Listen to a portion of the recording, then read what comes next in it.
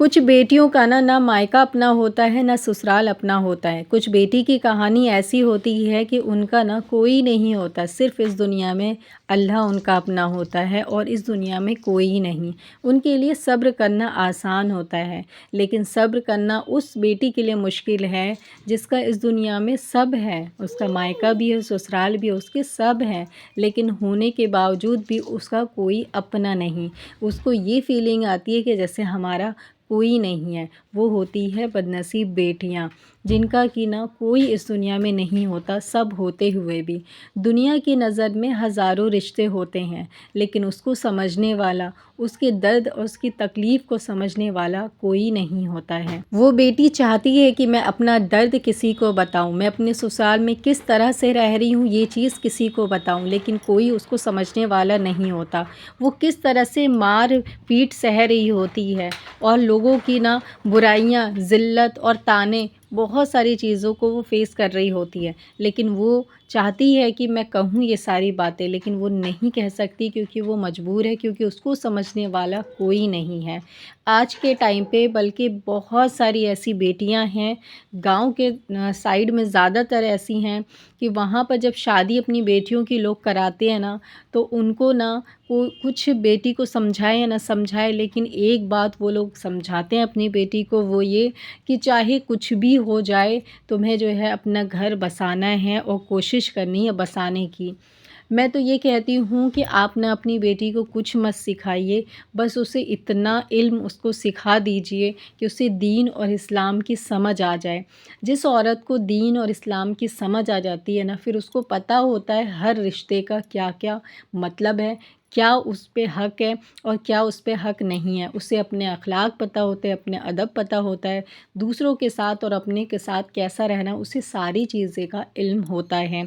लेकिन जब आप अपनी बेटियों को नहीं पढ़ाते, उसको ये सिखाते हैं चाहे मार के, पीट के, कट के कुछ भी करके वहीं रहना है, वापस नहीं आना है, और बोझ समझते हैं वो माँ-बाप अपनी बेटियों को और ये सीख दे के भेजते हैं। फिर उसके बाद जब वो ससुराल में आती है, कुछ ही टाइम के बाद उसके साथ जब ये सारी चीज़ें होना शुरू हो जाता है, फिर वो किसी से कुछ नहीं कह पाती है, क्योंकि उसके पेरेंट्स ने, उसके माँ-बाप ने यही कह के उसको भेजा होता है और उसे अपने घर के हालात भी पता होते हैं कि अगर वो अपने माँ-बाप से कुछ भी चीज़ शेयर करेगी तो उसके माँ-बाप उसको ही बहला-फुसला के समझा करके उसको यहीं रुकने के लिए कहेंगे।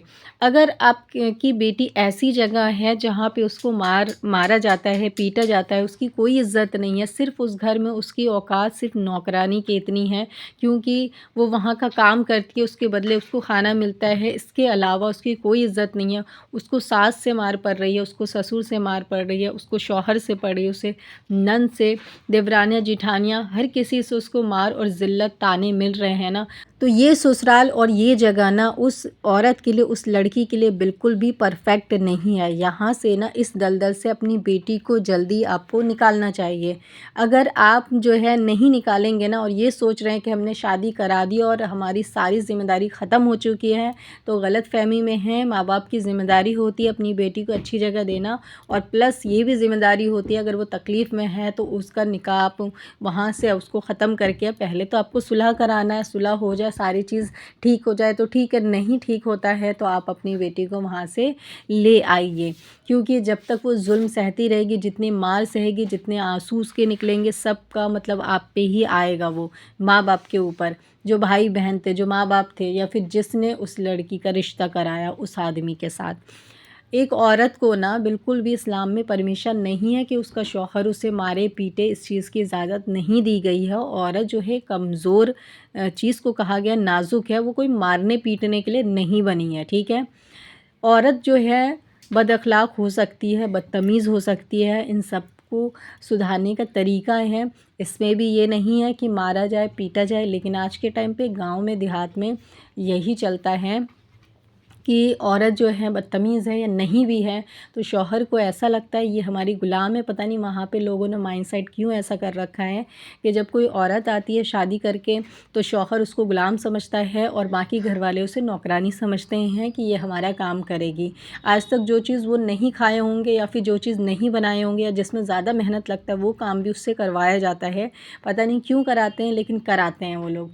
उनसे खुद तो होता नहीं है, लेकिन जो कोई नया आ जाता है ना, तो ख़ास तौर से वो उसका नाम बहू होना चाहिए बस, उससे ज़रूर वो करवाते हैं और पूरी कोशिश करते हैं कि इसको ज़िल्लत दी जाए, इसको परेशानी दी जाए, इसे मार दिया जाए और इसको जो है ना हमेशा टॉर्चर किया जाए। गाँव में जब आप देखेंगे ना कि औरतें जो हैं इस तरह के हालात में, या फिर शहर में भी औरतें इस तरह के हालात में जो रहती है ना, वो कभी खुश नहीं रहती, ना उसके चेहरे पे कोई चमक रहती है।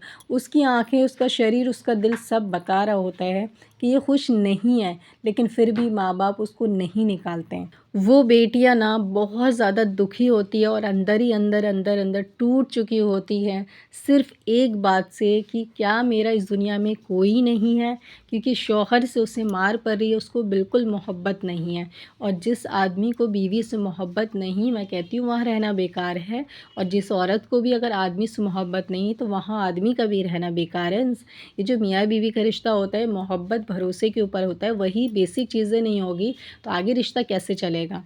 और इसीलिए ना सही वक्त पे सही फ़ैसला करना बहुत ज़्यादा ज़रूरी है, क्योंकि अगर आप सही वक्त पे सही फ़ैसला नहीं करेंगे ना, तो उस बेटी को जितनी तकलीफ़ मिल रही होगी, उसका जो सारा गुनाह तो आपको मिल ही रहा होगा, लेकिन धीरे धीरे वो बेटी अंदर ही अंदर ख़त्म हो रही होती है। फिर वो औरत ना कठोर बन जाती है, उसका शरीर भी कठोर बन जाता है, उसका दिल भी पत्थर का बन जाता है, उसे लगता है अब कोई अपना नहीं है। जाहिर सी बात है, किसी इंसान को बहुत चोट लगी हो, सबने चोट मारी हो, तो या तो वो टूट जाता है या फिर वो मज़बूत हो जाता है।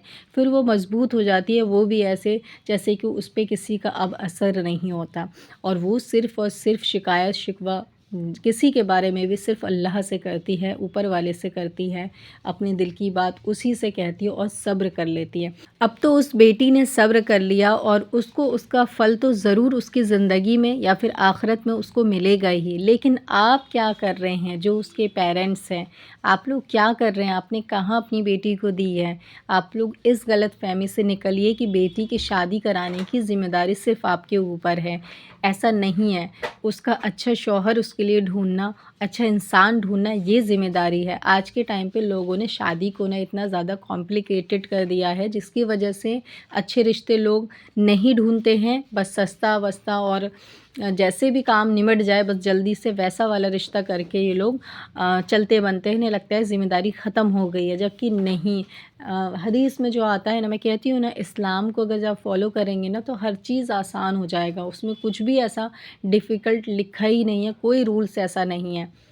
आपको क्या करना है ना कि अपनी बेटी के लिए जब भी रिश्ता देखें ना, आप गरीब से गरीब देख लें, लेकिन वो इंसान नेक होना चाहिए और दीनदार होना चाहिए। नेक और दीनदार इंसान का होना बहुत ज़्यादा ज़रूरी है। अगर वो नेक होगा, दीनदार होगा, तो आपकी बेटी से भी और होने वाले बच्चे से भी वो आगे मोहब्बत करेगा। और जिस आदमी को अपनी बीवी और बच्चों से मोहब्बत हो, वो हमेशा ज़िम्मेदारी उठाएगा, कभी हाथ नहीं उठाएगा वो अपने बच्चों और अपनी बीवी पर। लेकिन जिस इंसान के अंदर इंसानियत नहीं है, दीन नहीं है, उसके अच्छे अखलाक नहीं है, वो बदतमीज़ है, शराबी है, जुआरी है वो, तो फिर वो ना चाहे कितना भी पैसे वाला हो, लेकिन आपकी जो बेटी रहेगी ना, वो उस घर में ना कभी खुश नहीं रहेगी। मैंने ऐसे भी रिश्ते देखे कि माँ बाप ने अच्छा घर देख कर के शादी करा दी। बहुत अच्छा घर था, अमीर था, झटपट निकाह वकाह सब करा दिया, और 1 साल के बाद भी ना उसके साथ उसकी बेटी मतलब उस दुनिया में है ही नहीं। मतलब वो अमीर आदमी ने, यानी कि अब मैं इस पे तो यहाँ नहीं बता सकती उसने क्या किया, लेकिन आप सोच सकते हैं उसके दोनों बहन को उन्होंने एक ही घर में ब्याया, और दोनों के शौहर ने जो है ना बस ऊपर ही पहुंचा दिया अपनी अपनी बीवी को, और दोनों पे एक एक लड़के थे, और वो दोनों लड़के 6-6 महीने के थे। मतलब उन्हें ऐसा क्या जलाल आ गया होगा। सोचें आप खुद, अमीर मतलब कि वो लड़का था, और इतनी धूमधाम से उन्होंने शादी करी अपनी बेटियों की, और लड़का भी अच्छा था, बस पैसा उन्होंने देखा, लड़के का अखलाक नहीं देखा, उसकी माँ का अखलाक नहीं देखा, उसके बाप का अखलाक नहीं देखा, दोनों लड़के का अखलाक नहीं देखा उन लोगों ने। और ये लोग जो थे लड़की वाले, ये एक अच्छे घर से थे, मतलब जमाती टाइप के थे, और इन्होंने जो जहाँ शादी करी थी वो बिल्कुल अपोज़िट थे। तो ऐसे में आपको करना ही क्यों था। लेकिन इन्होंने इसलिए किया ना क्योंकि बेटी खुश रहेगी, क्योंकि पैसा बहुत था उनके पास। जिनके पास पैसा बहुत होता है उनके पास लड़कियां भी बहुत होती है, एक से एक, जो कि आपकी जो बेटी होगी ना वो उनके लिए कुछ भी नहीं होगी। ज़ाहिर सी बात है। इसीलिए ना नेक इंसान देखें, चाहे वो अमीर में हो, गरीब में हो, फ़कीर हो, कुछ भी हो, लेकिन नेक देखिए। लड़का नेक होगा तो बेटी हमेशा खुश रहेगी, क्योंकि पैसे से खुशियाँ नहीं मिलती। वो उस घर में जेल की तरह रहती थी और उस बेटी ने ना कितनी बार ज़िक्र किया कि खुश नहीं हैं हम लोग यहाँ, खुश नहीं हैं। माँ-बाप ने कान पे बात रखी, लेकिन वही है कि उन्होंने सुना ही नहीं, बस सुनते थे, निकाल दिया, ऐसा किया।